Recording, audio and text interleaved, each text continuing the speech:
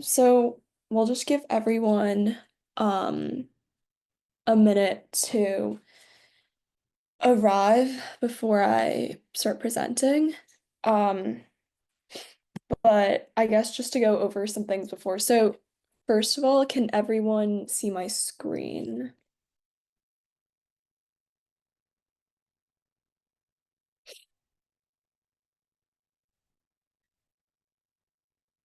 Okay, perfect. And then I guess just some reminders for the class. We do ask that everyone's cameras are on, just so that we can have full participation from everyone. And if you are new to the Lovelace organization, we have awards at the end of every single semester, and they're awarded to people who show active participation in class and active learning and completing assignments on time and showing up to class. So I do have attendance that I'll take for each class, and it all adds up in the end in case you are interested in earning that award. And then in general, this is a very free class. I think we will all get to know each other and show a lot of teamwork between everyone. And so you can kind of just unmute whenever you want if you want to ask any or answer any questions. But if you have a question, just raise your hand in like the chat thingy. I think there's a raise your hand like option, and um, I'll answer it as soon as I can. Just before I start, let me make sure everyone's here. Okay, perfect. I think that is everyone. Okay, so welcome to our first class. So this is Camp Millionaire. It's all about financial literacy and how to build a successful future for yourself in terms of money. And if you are interested in becoming a millionaire, it is actually a lot more achievable than you think it is. And the reason why I feel like this class is so important to teach is that so many people these days, they don't really have a good sense of financial literacy. And financial literacy is basically just like saving money, budgeting, investing, things like that. I think a lot of times when people get their hands on some money, their immediate response is to spend it all on like they go out and they buy things. And that's not necessarily the way that we should be approaching it. So this class is going to cover how you should be spending your money and just like habits in general and things that you should be doing if you want to build wealth. So obviously the classes are every Monday from 7 to 8. And then this is just what I went over earlier, but everyone's camera should be on because we just want this class to be like a tight-knit community. Unmute anytime to answer any questions if I ask any, and then if you have a question, just raise your hand. So just to do like a little overview of the class today, we are going to start with some icebreakers and just get to know each other more and then cover these things, which are right here. So actually, before we get started on this, I wanted to get everyone to go over to the classroom really quickly. So if you scroll down on the stream, or if you go to classwork, you'll see the journal that I posted for everyone right here. So if everyone could just open this right now and take a look at what's inside, because I'll go over how we're going to use this throughout the class and what you should expect from it. So everyone just like give a thumbs up when you've opened it.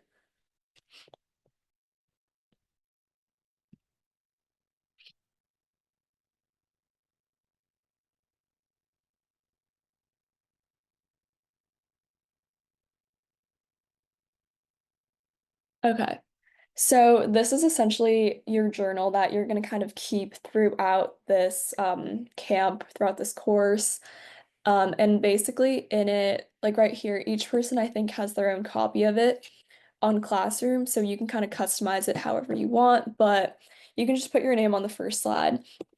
And I guess the whole point of this is that for every single class, I'm going to have bolded words in the slideshow, and each time you see one, you should jot it down because that word is going to be very important. Even though we don't have like tests or quizzes in this class, I think it's still really important that you're taking notes, and also just taking into account these vocabulary words because you're going to see them a lot in your future, and you want to be able to keep it for that. And then also, obviously, even after this class ends, you'll have this document to keep forever, and so you can kind of look back on it with these notes for in the future if you're trying to build wealth or when you get your first job, things like that. And I think it's really important to have that. So this would be for like class one vocabulary. You can just put that here and then notes. And if you ever need another page, you can just like right click on the slide and press duplicate page. And that's basically how it works. And then activity for each class will go in the third slide right here. Okay, so now that we've gone over this, I would just recommend that everyone kind of keeps this open and you can just take notes as we go. Yes, Alexander. How do you get into the Google Classroom? Um, oh, wait. Do you have, I can give you the code right here. Yeah.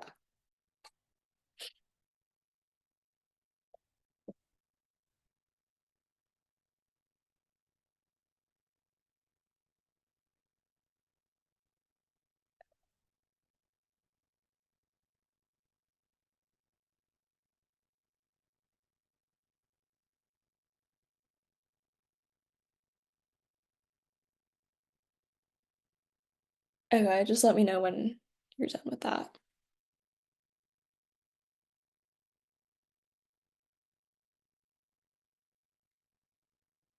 Or I can also put it into the chat in case. Okay. But I will just put it into the chat in case anyone's missing that.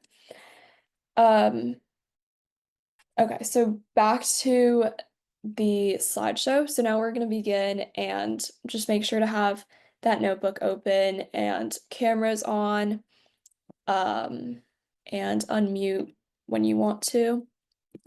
So to start, we're gonna do a little bit of an icebreaker slash like get to know each other time just because we want our Lovelace classes to feel like a huge community and we want everyone to get to know each other and if possible, like honestly make some friendships through this. And there is gonna be some teamwork and some projects involved in this class, so it'll be helpful to get to know each other. So to start, we're just gonna do, we're gonna just share your name and then your grade in school, where you're from, and then you can share like either one of your hobbies, a recent or dream travel destination, or what you want to be, when you grow up. So I guess I'll go first. So my name's Doreen, and I'm a rising senior in high school, so I'm gonna be in 12th grade. Um, and I'm from Berkeley Heights, New Jersey. And I guess I'll pick one of my hobbies, which I would say is running. I like to run in my free time. Okay, so now we'll have someone else go next. So does anyone want to like volunteer to go next, or I'll randomly pick someone? I can go. Okay, perfect. Hi, my name is Hepi. I'm an uprising junior in Boston Spa High School in New York State. And for hobbies, I really enjoy playing volleyball and somewhat of tennis. That's great. Yeah. Do you play like any particular position in volleyball? I mean, okay, I used to play it, but I just play for fun now, like with friends and stuff like Oh, that. Yeah. yeah, that makes sense. Okay. So from my end, I see I'll just like go in off the order of the profiles I see. So we'll do Alexander next. My name is Elizabeth. It's my brother's account, so Oh, okay. I'm in fifth. I'm in fifth grade. I'm going to sixth. I'm from Warren, New Jersey. Um, A hobby is painting or drawing, and yeah. Okay, cool. Next we'll do Ashton.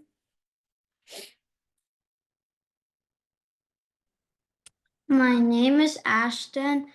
I am from Livingston, New Jersey. I'm going to fourth grade, and one of my hobbies is tennis. Well, that's good. We have a lot of tennis players here. Okay, next on my screen is Amelia. My name is Amelia. I'm going to fourth grade. I go to Morris Hawk Elementary, and one of my hobbies is crafting. That's cool. Is there anything in particular that you like to craft or just like to make in general? Not really. Next on my side is I might be pronouncing this wrong. Is it Samhita? My name is Samantha. Oh, I'm going to seventh grade. I go to Crossroads South Middle School. I live in South Brunswick, New Jersey, and one of my hobbies is playing volleyball. oh, okay, cool. So we have a lot of volleyball players here too. Um, Next is Kylie.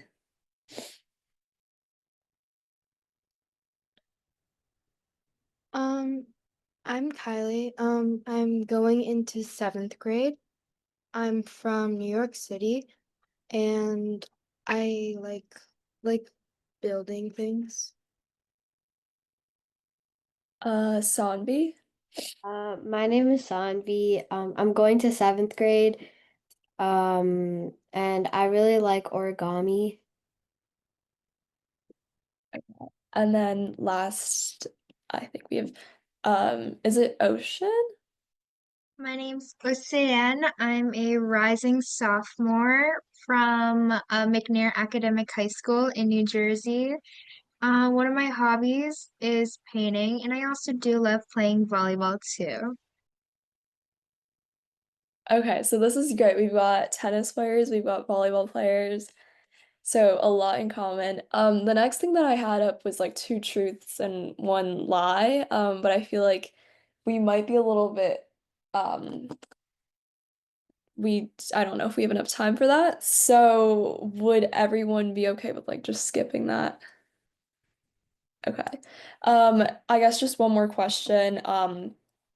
If you ever were to become a millionaire, what is one thing that you would spend your money on, and what is one cause that you would donate to? So this one can just be a free-for-all. Whoever wants to answer this one can just go ahead and unmute.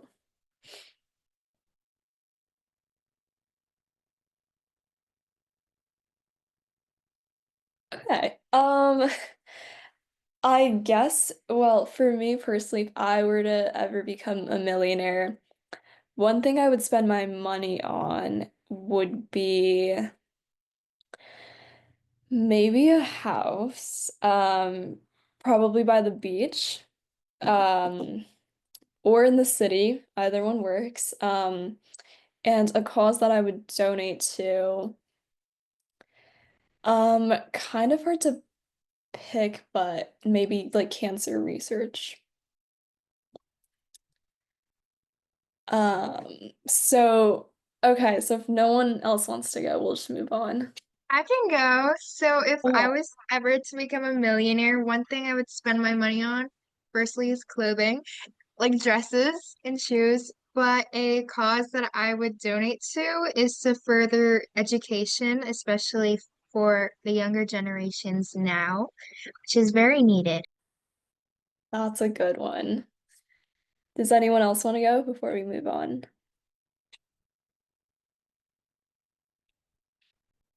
Okay. Let's go on to okay, so this is kind of more interactive, and I'm hoping more people call out. We got to make this class more fun, and I know like in school you're probably not as used to calling out, but here just call out whenever you want. So we can make this fun and go by faster.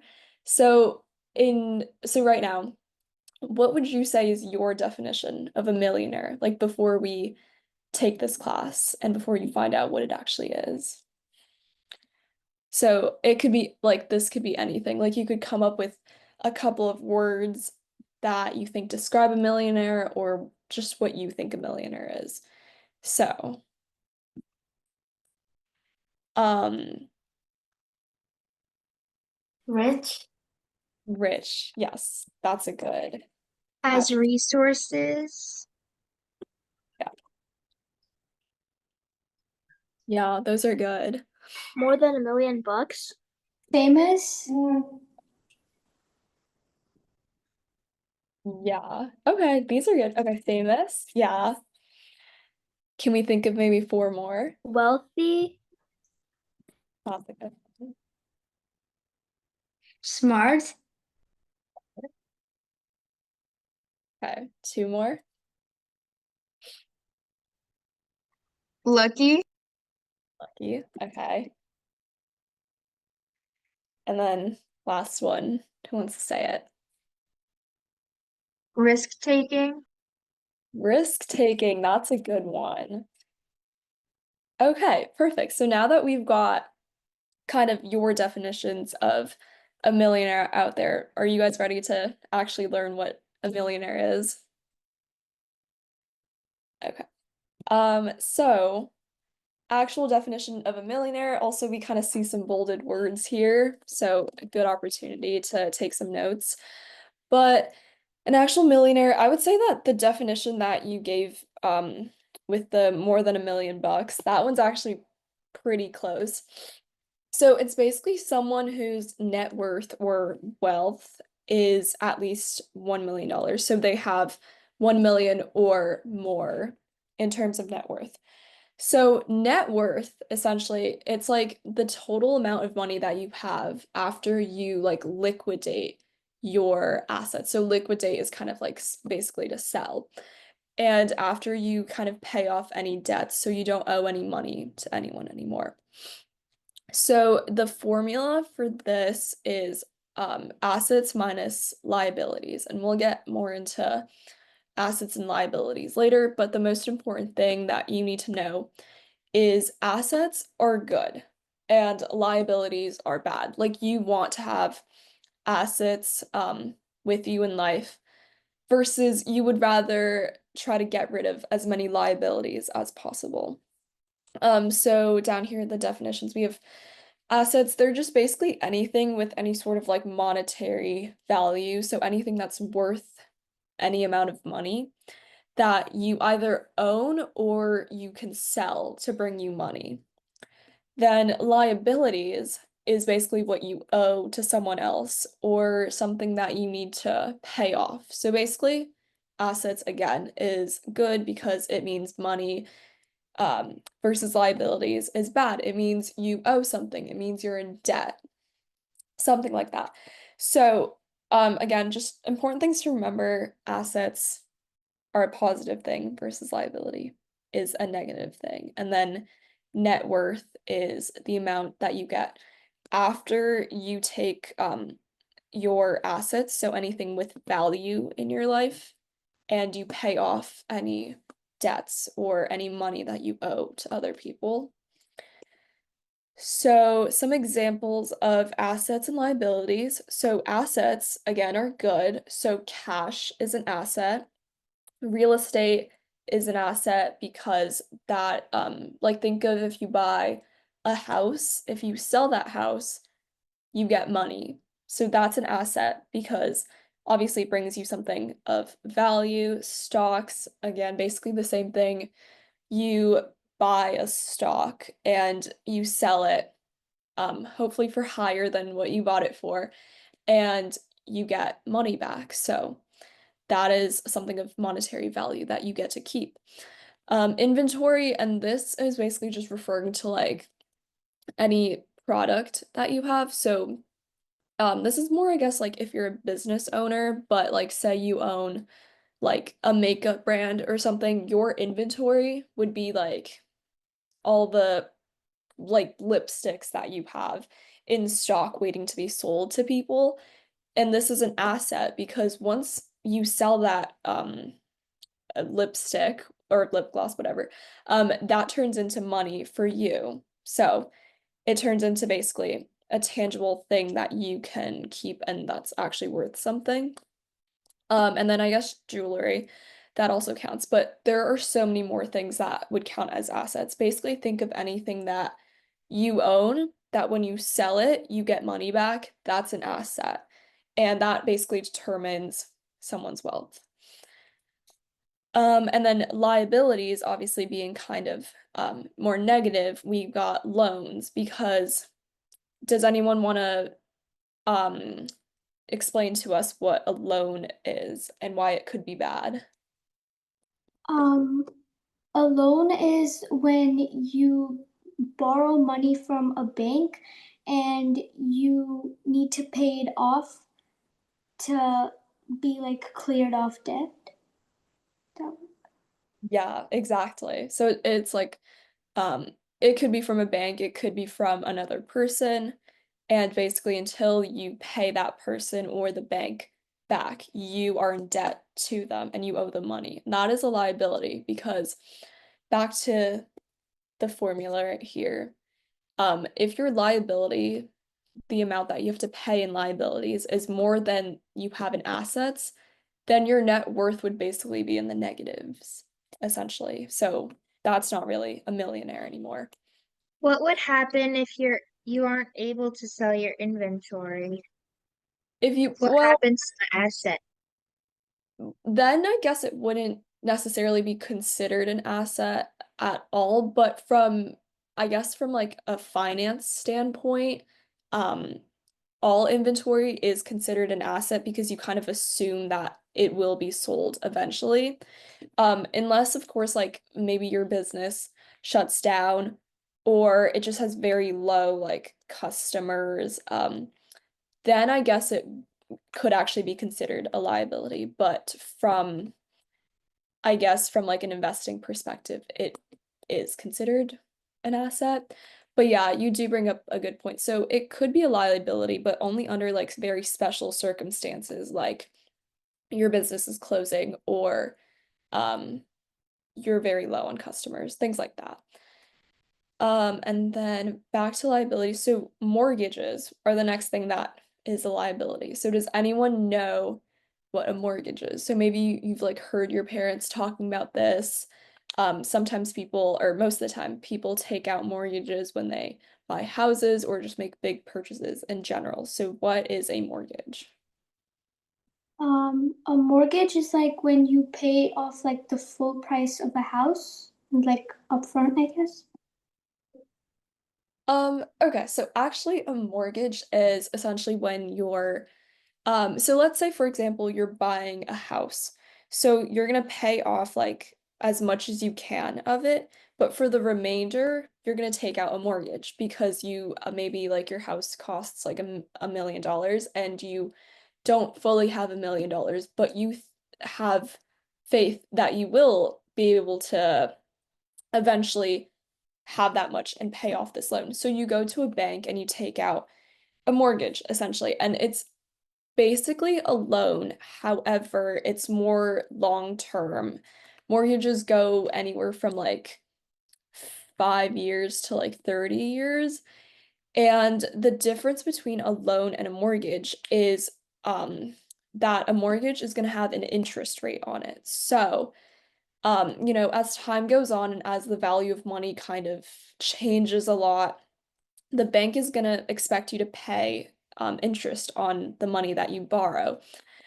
So that's, I guess, the primary difference between loans and mortgages, because I would assume if maybe your friend is loaning you $5, they would not expect you to pay any interest on it. But mortgages, being that they're bigger and they're over a longer period of time, sometimes you have to pay, or all the time, you have to pay an interest on it.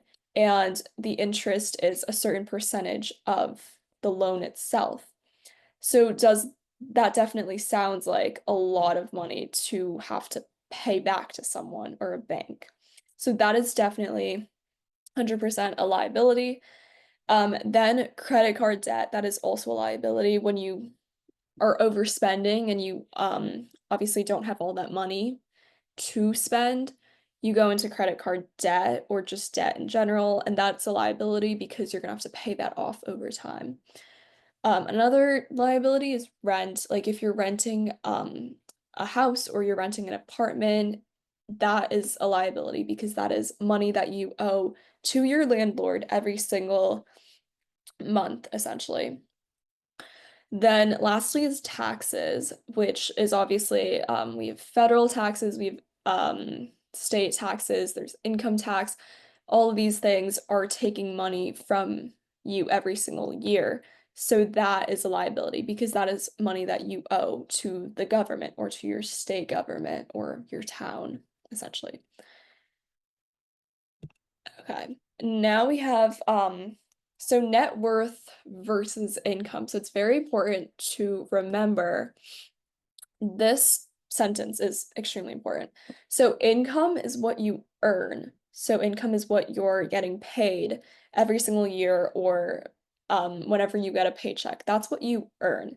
However, net worth is what you keep because what's subtracted from your income is all your liabilities. So taxes, rent, mortgage payments, that is all liabilities. So at the end of all of that, you get your net worth, which is your assets, essentially.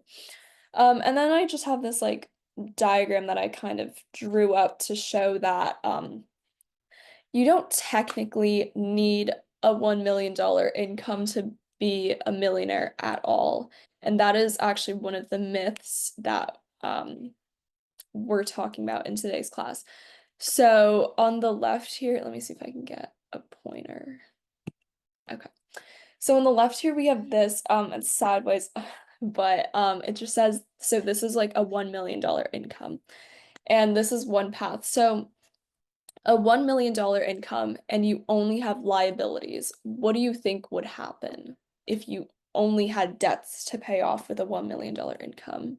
You will become broke. You wouldn't be a millionaire anymore. Exactly, yeah. So you would definitely have less than $1 million, so as your net worth, so you're obviously not a millionaire. But what if you have a $1 million income, but you have assets and only some liabilities?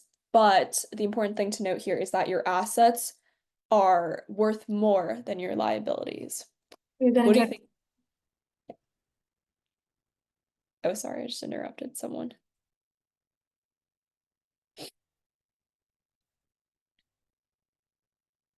Okay, so basically, if this were to happen, you would have either like close to $1 million or more than $1 million as your net worth, and that makes you a millionaire, essentially.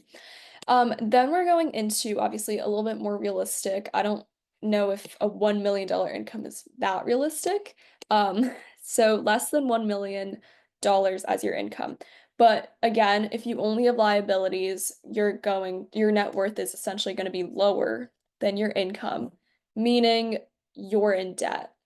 So that's not going to make you a millionaire. But what if you have a less than $1 million income, but you have assets and only some liabilities? And like before, the assets are worth more than the liabilities. So then, in this case, you would possibly have over $1 million as your net worth, or it could be a little bit under, and that makes you a millionaire.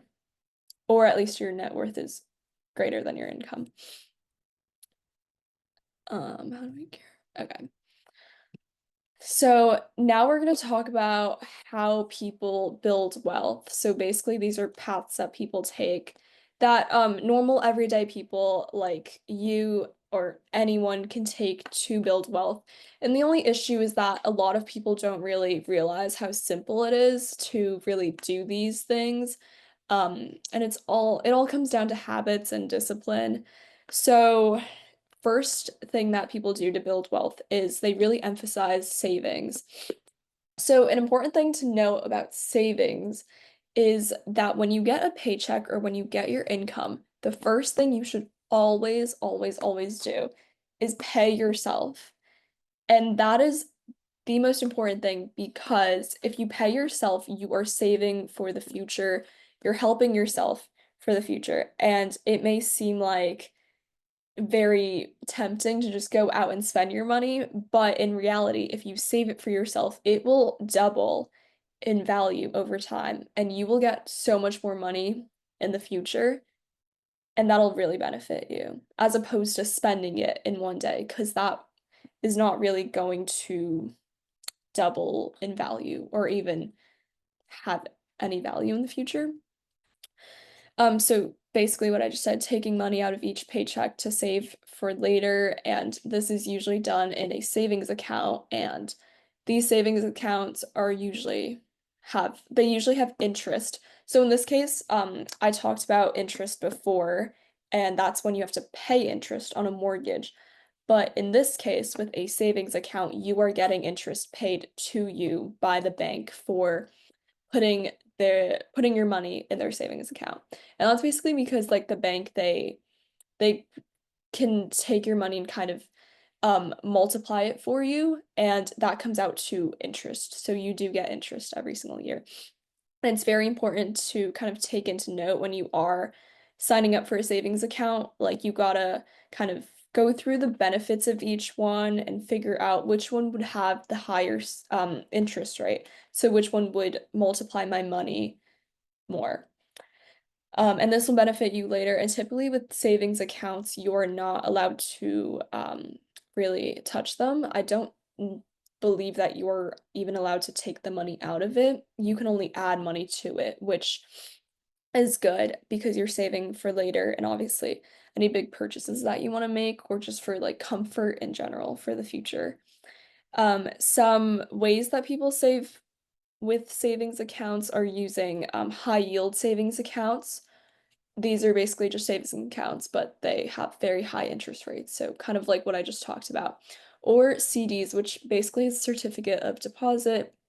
And these are just two ways that you can get the most return on your savings. We won't really get into it too much because that's a bit complicated, and I don't think we are going too deep into the whole savings thing for this class. But those are two ways in case you're interested in researching that a bit further. And then another thing for savings to build wealth is just taking advantage of 401k plans from work. This is also probably a bit complicated, but if you have a job, your company probably provides you with like a 401k plan, which is for retirement. And you basically will add money to it over time and it will grow. So then eventually when you retire, you have a lot of money to spend and have freedom. But that is a little bit deep, and I don't think any of us have like actual grown-up jobs yet, so that probably doesn't apply to us. But now we're going to move on to investing. So this is a very important part of building wealth, and a lot of people do this. And it's basically using a portion of your income to invest in, and then take note of these bolded words because we're going to get the definitions of that in the next slides. But stocks, bonds, mutual funds, exchange traded funds, which are ETFs, and real estate. So these are some things that you can invest in. And just by a show of hands, does everyone know what it means to invest in something?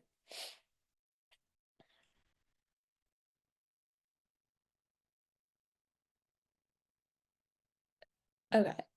In case you don't know, just a quick crash course on it. So if you invest something, it's like you're putting money into this thing and it's going to kind of move over time and it'll eventually double or triple. And when you sell it, you're gonna get hopefully more money back. Sometimes with different changes in the economy, that doesn't happen. But most of the times, if you are able to invest in the right things, you do get more money back from them.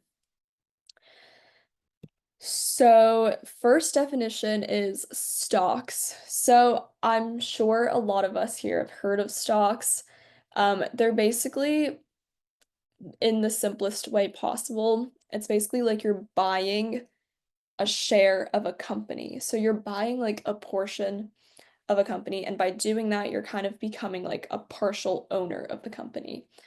And this is like a thing that you can buy on stock exchanges like New York Stock Exchange and like NASDAQ. and also stock exchanges in other countries like London, or not London, the UK. London is the stock exchange in the UK. And some examples of stocks I'm sure we've all heard of, like Tesla, Apple, Nvidia, Amazon. So those are some stocks that you can invest in. Um, I'm not I'm not saying that you should invest in these, but definitely do your own research. These are just some examples of stocks. And then mutual funds. So these are basically it's like when a professional investment company, so this is through an established company that invests money for a living, they will take money from different people and they will pool it all together. And with their huge pool of money, they're going to take that and invest it in a variety of things. Like right here, we said stocks, real estate, and they're going to take that return. Usually they know how to like invest in the right ways, so they do get a return on it, and they will double your money for you and pay it back to you. And then we have ETFs. So these are exchange traded funds, and these are basically just funds that consist of a collection of assets, so stocks or bonds that are all kind of like related to each other. So I guess the best way to think about this, and when I was first learning about this topic, when I was younger, is just that it's kind of like a basket of investments, that you can buy from a stock exchange. So obviously in a basket, like if you have like a basket of eggs, they're all going to be very similar looking eggs. So the best way to think about that is that they're all very similar stocks and you get them in a bundle. So some examples that we have here are so Dow Jones Industrial Average is one of them. This is a stock that is a basket of the 30 largest companies on the New York Stock Exchange and NASDAQ. So these are two stock exchanges. And just some stocks that are included in it are Apple, Microsoft, JP Morgan, and that's an investment bank, Walmart, and Nike. And obviously, there's 30 on there, so there's more. And then S&P 500, which, like the name suggests, it tracks 500 of the leading companies in the US. So some of those right now are Nvidia, Microsoft, Apple, Amazon, Meta, Google, Tesla, Lululemon is on there, and so many more. And then the NASDAQ composite, this is only for the NASDAQ stock exchange. And this just tracks like all the stocks that are listed on NASDAQ. So think of this as like a huge basket. And the thing that they have in common is that they're all listed on NASDAQ. And then New York Stock Exchange Composite is basically the same thing. So it's all the stocks that are listed on that stock exchange. And then just to kind of like show what that looks like, because I feel like we're seeing a lot of words, but not a lot of visual. This is today's stock market. And so we can take a look at, so first we have Dow Jones right here. So if you ever are curious about stocks, you can just go to like, I use Google Finance to just look at them and how they're doing. Actually, like investing wise, I use like something else, which I can like share with you guys later on if you're interested. But this is basically Dow Jones Industrial Average, and so at the bottom it kind of shows you the time of day. And obviously today's value, it's 44,000. So this again is showing the 30 largest companies in New York Stock Exchange and NASDAQ. So here you can just see what its values were, but the best part about using these sort of stock trackers is that you're able to see kind of how it's been over time. So right here, if you click here, that's how it's been over 5 years. So we can see like 2021 going all the way to currently 2025. And then this is like how it has been over 1 year. This is year to date, 6 months, 1 month. And these are really important because it kind of just shows you like, is this a good stock to buy at the moment? And not that I'm a professional investor, but I would say that generally these ETFs are a bit on the safer side because when you invest in these, you're kind of betting on how the economy is doing. And then our next one, we have S&P 500. So yeah, this is just like a visualization. I think this helps a lot with kind of learning more about stocks and learning more about these indexes, which are important. And then if you're interested, you can go in and view the other ones as well. Like this one's NASDAQ. There's New York Stock Exchange Composite. I think you're gonna have to search that one up here. But yeah, just if you want to like visualize these stocks or these ETFs better, you can go on Google Finance and just like check them out. And you can also see like other ones like Tesla, for example. And then we're going to go over real estate investing. So basically, real estate investments are when you purchase a property, but it's not really for you to live in necessarily, or you, sorry, wait, you can either live in them or you can kind of keep it for an investing kind of purpose. So it's basically when you're going to, so say I want some passive income and I have enough money to buy a house somewhere, maybe by the beach.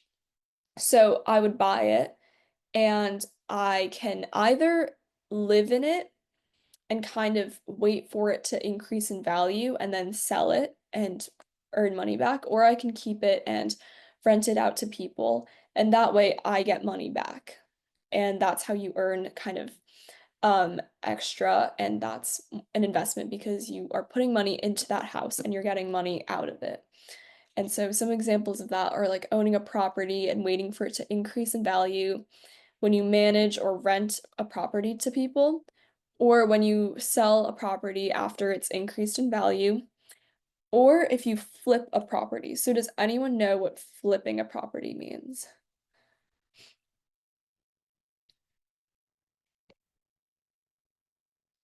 Okay.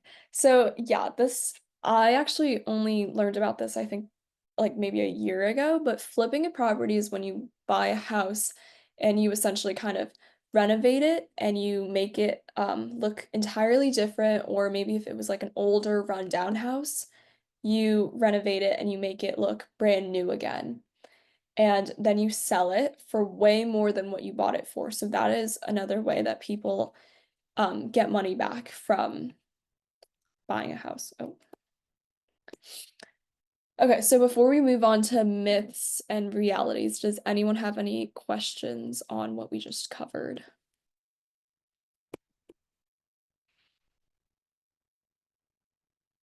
Okay, so now we're going to move on to some myths versus realities of millionaires and building wealth. So, you might actually see some of your things that you said from the do now in here. But one myth that I feel like I hear so many people saying all the time is that millionaires inherit their wealth. And that's actually not true because most millionaires, over 70% of them, actually didn't inherit their wealth, and instead they worked hard to earn that through work, saving and investing their money. Then another myth that I feel like I've also heard a lot is that they live very lavish lifestyles. And obviously this depends, it's very different depending on the person, but in reality, most millionaires live very modestly because wealth is, well, they believe that wealth is earned by being frugal, and by being frugal essentially just means like living below your means. So kind of saving money here and there when you can, and putting your money into savings accounts and investing, things like that. And then millionaires have high salaries. I think we covered that one already, but we basically concluded that you can earn kind of a middle class income, which is less than $1 million. I'm not sure what a middle class income is today, but less than $1 million. And if you utilize like good saving habits and you invest your money wisely, you build your wealth and you become a millionaire. So you really don't need to have a super high salary to become a millionaire, and you don't need $1 million salary to do it at all. Most millionaires are financial geniuses. That is not true because they kind of just follow these simple habits that anyone can really do. But again, it takes discipline to really follow these habits, so it's important to build these from a young age. So just budgeting, investing, and avoiding debt, which we will talk more about budgeting in the next class. And then becoming a millionaire today is impossible. I think I've heard quite a few people saying that, but after doing some research and kind of my own opinion, it's definitely not easy, and it's definitely kind of a long road, and it takes a lot of discipline, which I've been saying a lot, but it's true. But at the end of the day, it is very achievable. It just takes a lot of patience and a lot of good habits. And with retirement accounts, like side hustles, we'll talk about side hustles in I think class 5 maybe. And interest from like savings accounts, any regular person can become a millionaire by their 20s or 30s or 40s. Okay, so we're gonna do a Kahoot, but before we do that, does anyone have any questions?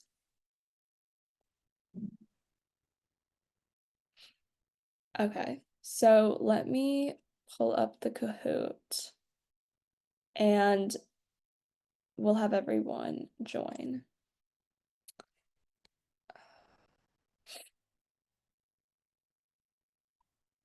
Okay, here we go.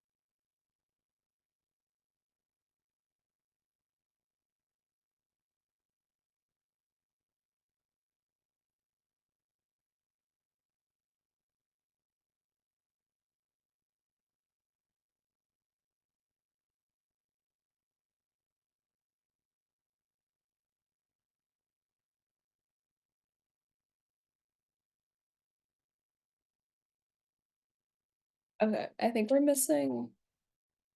Oh no, I think everyone's on here. Yeah.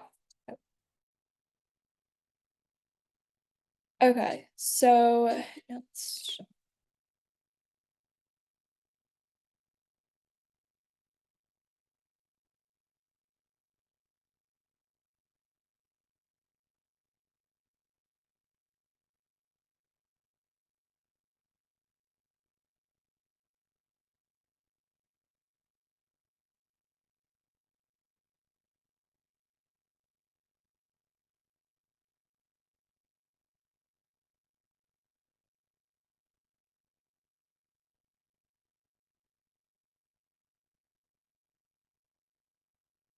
Okay, yeah. So an actual definition of a millionaire is just anyone whose net worth is worth at least $1 million. So for the people who answered the first one, just remember that liabilities are bad. So if anyone has liabilities that are worth at least $1 million, you're basically at like negative $1 million.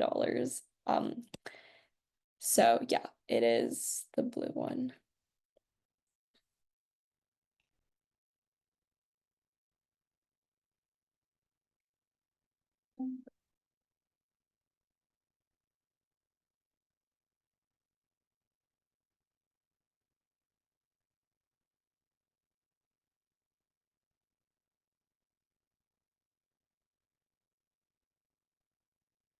Good. Okay. Yeah. So net worth is the total amount of money that you own after selling assets and paying off debt. So the formula that we said before was assets minus liabilities. So assets and then liabilities are like debts. The total amount of money you earn from your job every year. So that is actually income. That's not net worth. And so what we said before was that income is what you earn, but net worth is what you keep because from your income, you're gonna have to deduct taxes, rent payments, mortgage payments, things like that. So then after that, you get your net worth. So it's the total amount of money that you get after selling assets and paying off debts.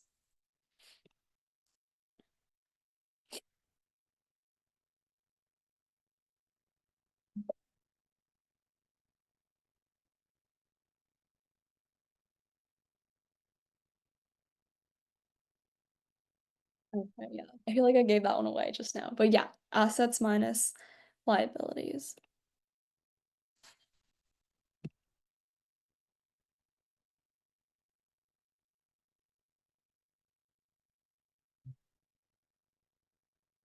Good. Yeah,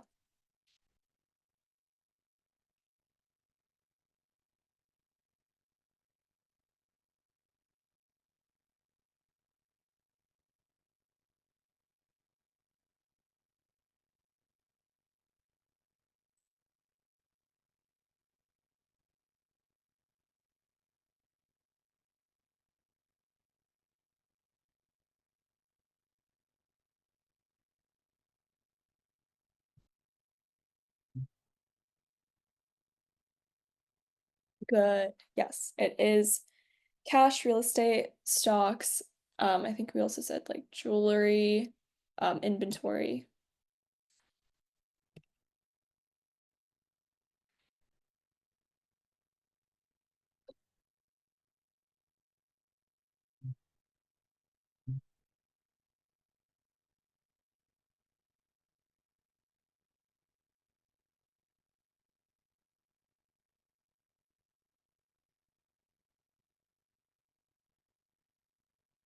Good. Yes, paying yourself first, that's the most important part when you first get your paycheck.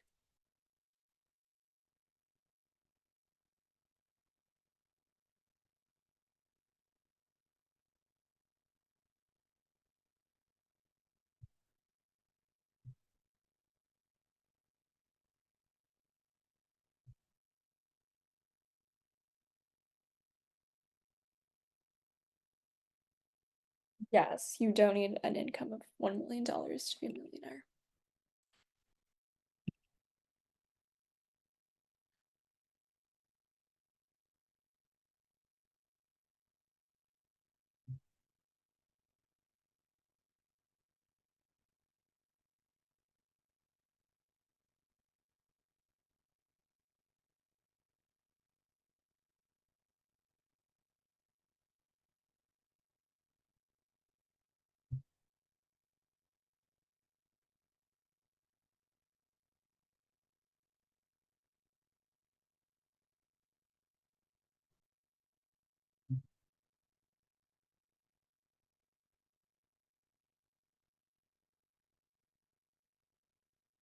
Yeah, so it's high yield savings account, but now that I'm looking at this question, I think you could definitely say that buying real estate could also help you get return on your savings. So, although I technically to get the most return on your savings, I would say it's a high yield savings account. Um, but to those people who picked the red one, it is correct. Um, so I get why you picked it, but I think in this case, high yield savings account would help you get like the most return. Because with real estate, sometimes it's not entirely certain, and with different kind of changes in the market, like you never know when your house is going to be like worth less than it used to. But with the high yield savings account, you're basically guaranteed to increase the amount of money that you have.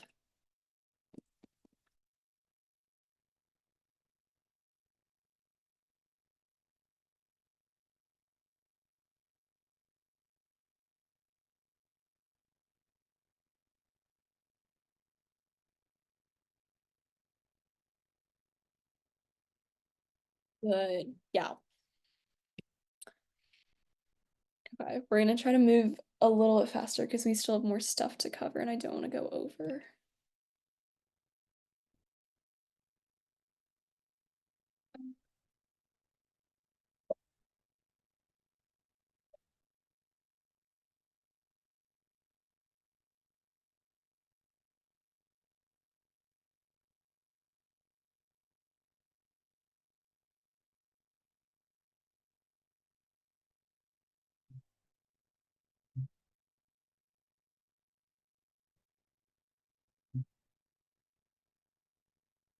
Yeah, so they're ownership shares because when you buy a stock, they're essentially like you essentially own part of the company. So, I have like a share of Amazon stock. So that basically means that I would be partly an owner of their company. Like I think I'm like 0 point something percent of an owner of Amazon. And so that goes for any stock that you buy.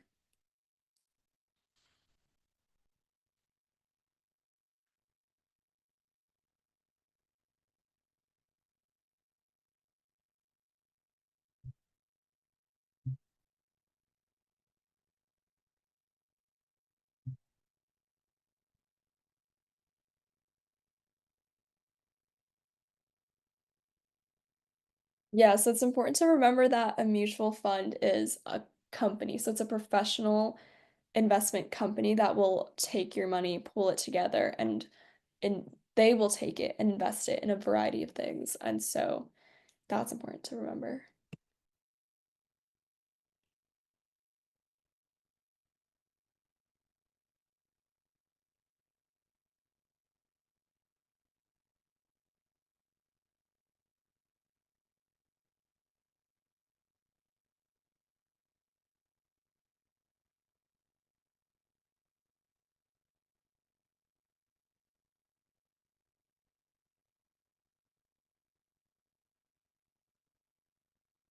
ETFs.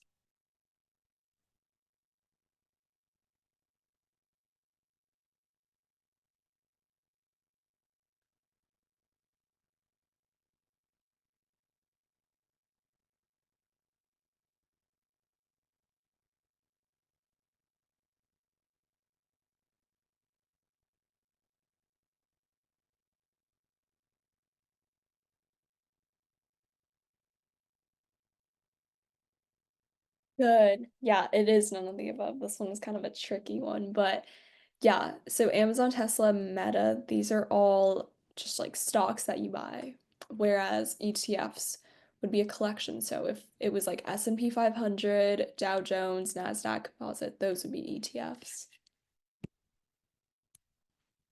Okay, last one.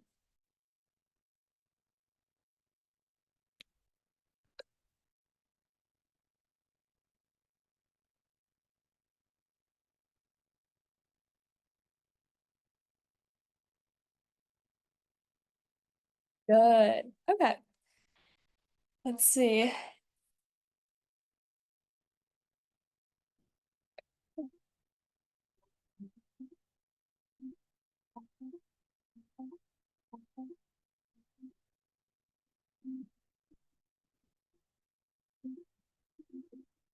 Right. Perfect. Good job to everyone. Uh, Okay, so we are almost out of time, but I was gonna go over. So, do we want to hear about these like self-made millionaires or billionaires? Or I could maybe skip this part and you can look at it on your own. Give me a thumbs up if you want to hear about it.